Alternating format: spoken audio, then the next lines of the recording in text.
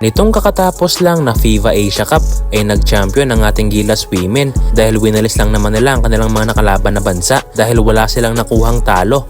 Ngunit hindi magagawa yan ng Gilas Women kung walang isang Gabby Ramos na mamaw at dominante kung maglaro. Kaya tambak ang inabot ng mga nakalaban nila. Ngunit sino nga ba ang player na ito? At gaano nga ba siya kagaling na posible pang makapasok sa WNBA?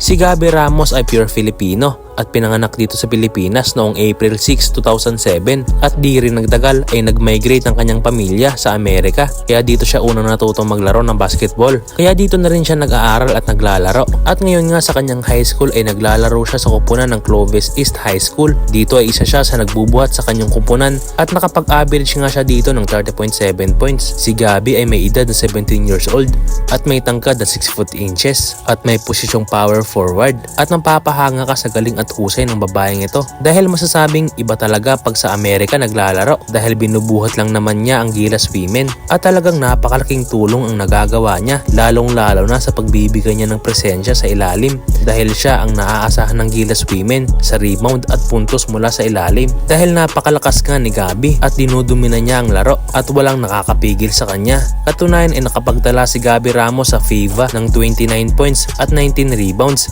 kontra yan sa bansang Malaysia at tinambakan nila ang iba pa nilang nakalaban sa FIBA Asia at dahil sa kanya ay nagawa ng Gilas Women na masungkit ang champion at kung usapang skills ay mapapahanga ka sa kanya dahil halos all around na ang kanyang nagiging role sa team dahil kung minsan siya ang gumagawa ng play, siya rin ang nagtatrabaho sa rebound at grabe din ang kanyang depensa at meron din siyang outside shooting. Kung titignan mo ang laro ng Gilas Women Under 18 ay halos siya ang bumubuhat dito at talagang napakalaking tulong ang nagagawa niya sa ating national team. Ang kagandahan kay Gabby ay naglalaro siya sa Amerika kaya mas malaking posibilidad na makita natin siya sa mga susunod na taon na naglalaro na sa mas mataas na liga katulad ng WNBA. Katunayan ay maraming offer na sa kanyang university. Patunay na magaling talaga ang batang to.